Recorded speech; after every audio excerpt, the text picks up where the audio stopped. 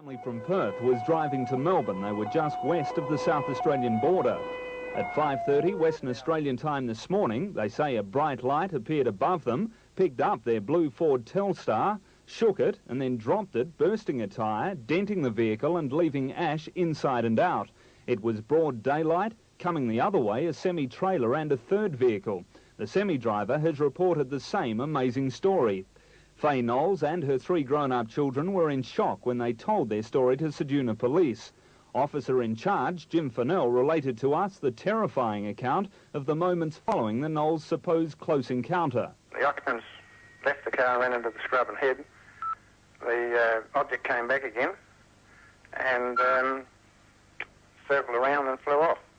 Do you have any reason to doubt their story at all? Well, I saw the people. They were certainly scared. They were visibly shaken. No, I have no reason to doubt that something happened. And also, bearing in mind that a semi-trailer driver and not a motorist witnessed it. This afternoon we spoke exclusively to Sean Knowles, who was in the car at the time, and he has no doubts at all about his astounding story. When it was on our car, once I got the blowout, and we had this, all of us, we had this real weird feeling going through us. How do you feel now? Oh, I don't feel too bad now. The Knowles family have been advised by police to have their car checked out by scientific experts in Adelaide. This is Mike Smithson for 7 News. The Knowles family was today still battling to come to grips with their outback ordeal, which has flung them into the international spotlight. They can believe what they want, but what I believe, what I have seen, like I said, if they don't want to believe it, they can. It's their problem, yeah. The Knowles claim they were hounded by a bright egg-shaped object as they were travelling along the air highway near the South Australian border early Wednesday morning. Yesterday, visibly shocked family members told 7 News how, when they'd attempted to get away from it by travelling at up to 200 kilometres an hour, the object landed on their car and lifted it off the ground. They told how they felt like they were dying, their voices changed, and their car was shrouded in a putrid black mist when they opened their windows. Mrs. Knowles described touching a spongy object on top of the car before it lost its grip. Wollongong research physicist Glenn Moore says the sighting of a bright light, violent shaking, vehicle damage, the smell and depositing of powdery material are consistent with the falling of what's called a carbonaceous meteorite. As for the other circumstances which defy logical explanation... There are some aspects of it that I have difficulty with. I can't comment in detail about some of the things they said. I noticed some confusion as to whether the car was actually picked up or not. I certainly could understand the massive shockwave that would push the car down, because in some cases where very large meteorites have fallen, trees have been knocked down, leaves stripped off trees by the pressure wave. It's now a matter of tests being carried out on the dust found in the Knowles car. Forensic police have taken samples, but results won't be known until next week. Of all the attention the incident has attracted, at least one effort is worth a chuckle. The Knowles say their rear right car tyre burst during their encounter, and police and locals say it's a miracle the car didn't roll, killing them.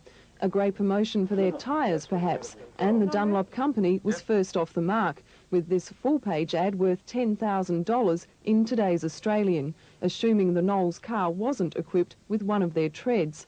But they got it wrong, all because nobody bothered to check their facts. The Knowles blue Ford Telstar was in fact fitted with Dunlop Grand Prix radials. While there might be a few red faces ducking UFOs at Dunlop, they have scored some additional free publicity. Maybe next week you'll see an ad reading something like this. Now, what about Ford? How can they go past a Telstar being hit by an ET? Astrodadzis, 7 News.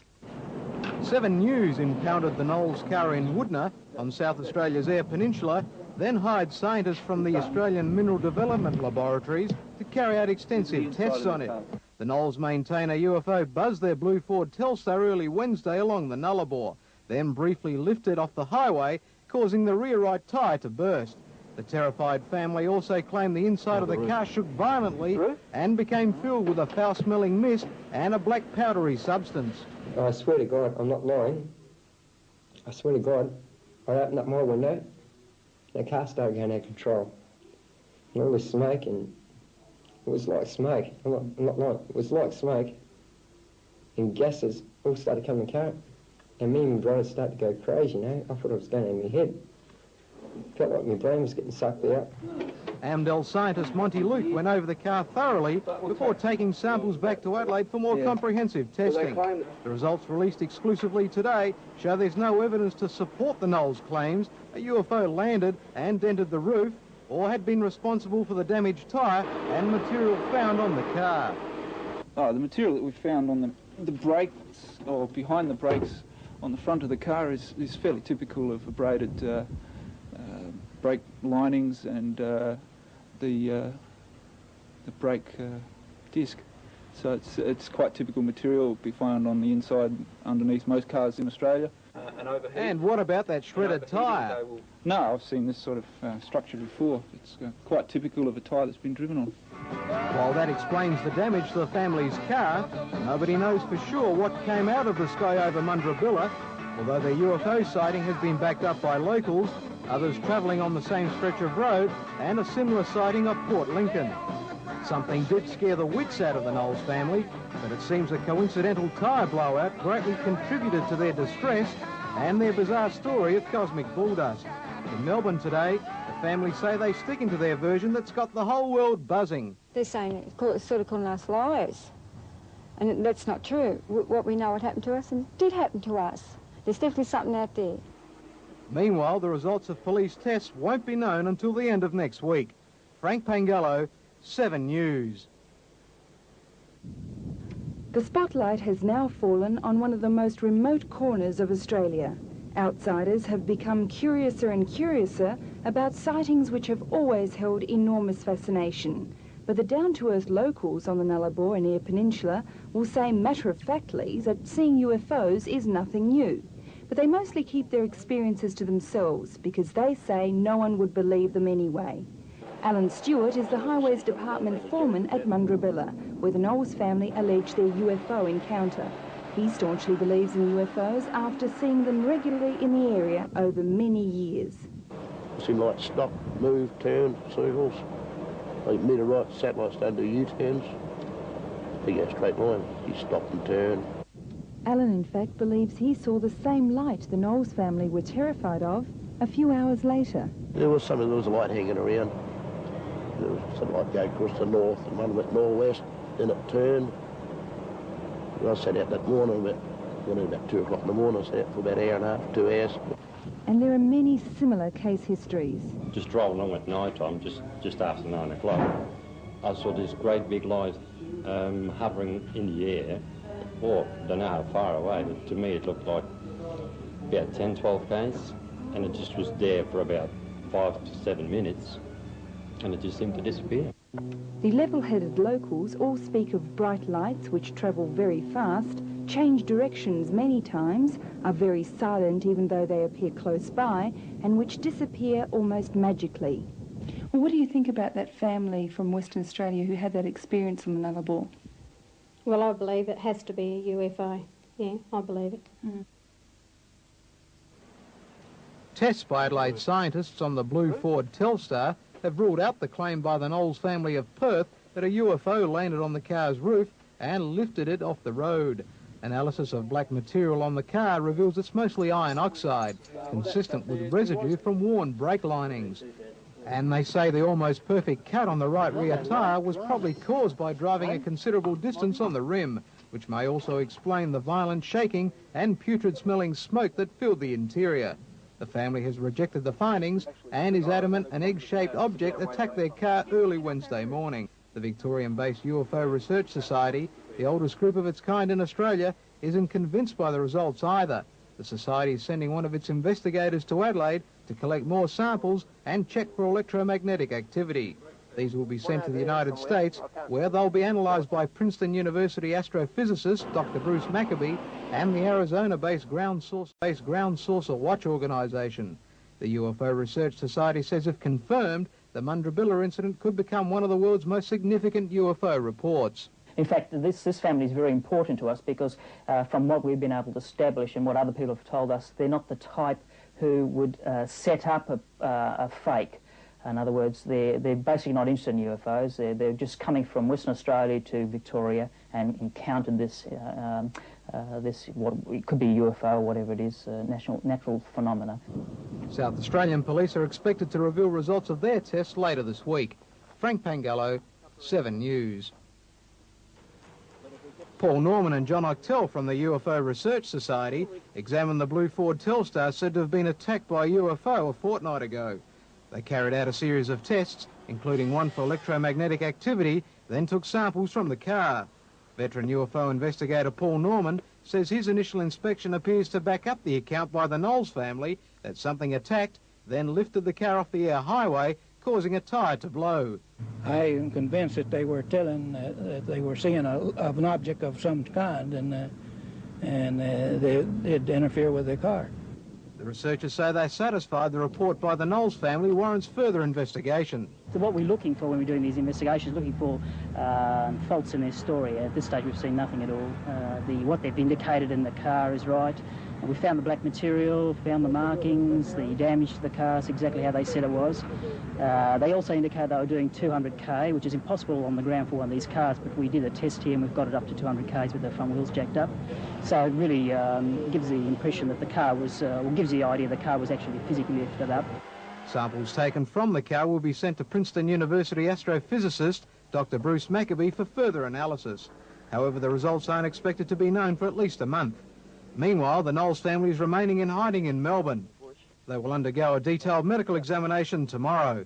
Members of the family have been forced to seek medical treatment for stress and nervous exhaustion brought about by their terrifying experience.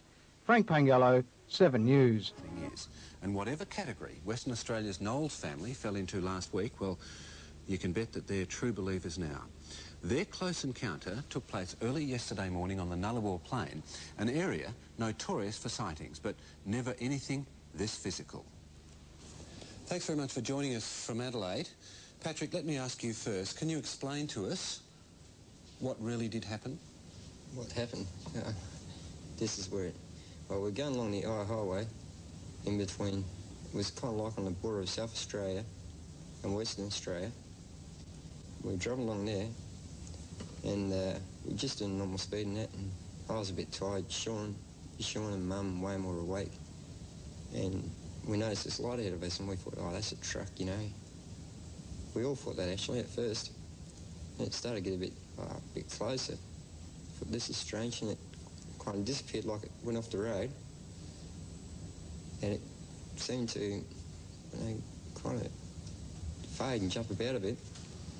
And as we got closer, it just kind of seemed to move away, and when we got closer, it just kind of come back in towards us. All right, so what happened then? Well, we just kept on driving, and it kind of disappeared. Next minute, you know, it was right behind us, and my brother started planting his foot. He must have been doing at least 200 k's, and it just started to follow him. So, Sean, you were driving. What did you do? I planted my foot right down, and I got up to about 200 kilometres. 200 kilometres an hour, you were driving at that speed? What was going through your mind? I was hoping to get away from the thing. And we seen it in front of us again. So I turned back, and the next minute it was up the hills flying. And so I turned back again. I had to look behind us to see if it was still up there. It was still up there. And the next second it was on the roof. It was on the roof of your car? It was on the roof of the car. And as soon as it was on the roof, my back tyre blew out at 200 kilometres an hour. All right, so what happened then? As soon as the car stopped, I just blinked out, and that's all I know. All right, what about the rest of you? We were screaming and yelling, and we didn't know what to do, you know. We wound down the windows, all this black misty, like a smoke and a light, and we all felt really strange. Our voice started changing, and everything just went really weird. You say your voices started changing? Yeah, What? It started to sound like aliens or something. Like it was draining our minds. It was really weird. Wayne, what was happening? What were your thoughts at that particular time? I thought we were going to die. Were you saying anything to each other that you could understand? Yeah, I mean, the alien, I said, I'm going to get you all. That's what I said. All right. Can any of you describe exactly, or as closely as you can, what this looked like? It was sort of shaped like this and had a round, looked like it was a yellow, and on the side of it looked like it had sort of bird wings. It's weird. All right. Look, could you understand, some Australians, maybe a lot of Australians, may not quite believe. They could understand that you're shocked, they could understand that you were tired, but they may not quite believe that's not what true. you're telling us. I don't care, but that's what happened to us. You see, if they don't want to believe it, it's up to them, but if it ever happens to them, then I and if it ever comes on, then they'll believe it. So what do you think now about what happened to you? We don't really know what happened, you know? What do I think? We thought we were going to die. Well, what I think, you know, is I'm not saying believe in it or don't believe in it. I'm just saying, you know, it happened to us, and that's It did all I happen can to say. us. And there was a couple of truckies that did see us. They didn't stop for us. They sent us run out the bushes to try to call them over. They would not stop for us because they thought we were abos or something. Because out in the bush, you're not going to stop for anyone, are you? All right, you're in Adelaide now. You're on your way to Melbourne. When do you head back to Perth? In 2 weeks' time. You're driving back? No, we're not. No way. You're not going to? Like I said, I don't know what's going to happen with the car. What do you mean, what's going to happen with the car? Like it could have radiation in the car. But somebody suggested that to you, haven't Yes. So, and there's another thing. There's 2 guys from America. If they didn't believe this, now explain this. There's 2 guys from America what are coming down here to suss the car out.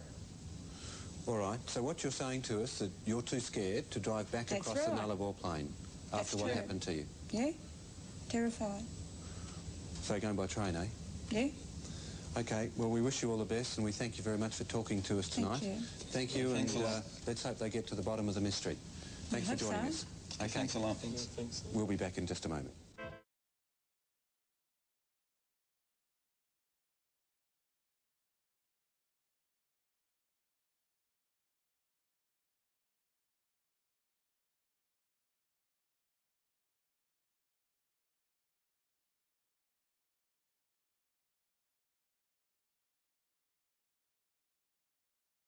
Knowles and her 3 grown-up children were in shock when they told their story to Ceduna Police. Officer in charge, Jim Fennell, related to us the terrifying account of the moments following the Knowles' supposed close encounter. The occupants left the car, ran into the scrub and hid. The object came back again and circled around and flew off. Do you have any reason to doubt their story at all? Well, I saw the people. They were certainly scared. They were visibly shaken. No, I have no reason to doubt that something happened. And also, bearing in mind that a semi-trailer driver and another motorist witnessed it. This afternoon we spoke exclusively to Sean Knowles, who was in the car at the time, and he has no doubts at all about his astounding story. When it was on our car, once it got the blowout, and we had this, all of us, we had this real weird feeling going through us. How do you feel now? Oh, I don't feel too bad now. The Knowles family have been advised by police to have their car checked out by scientific experts in Adelaide. This is Mike Smithson for 7 News. The Knowles family was today still battling to come to grips with their outback ordeal, which has flung them into the international spotlight. They can believe what they want, but what I believe, what I have seen. Like I said, if they don't want to believe it, they can. It's their problem, yeah. The Knowles claim they were hounded by a bright egg-shaped object as they were travelling along the air highway near the South Australian border early Wednesday.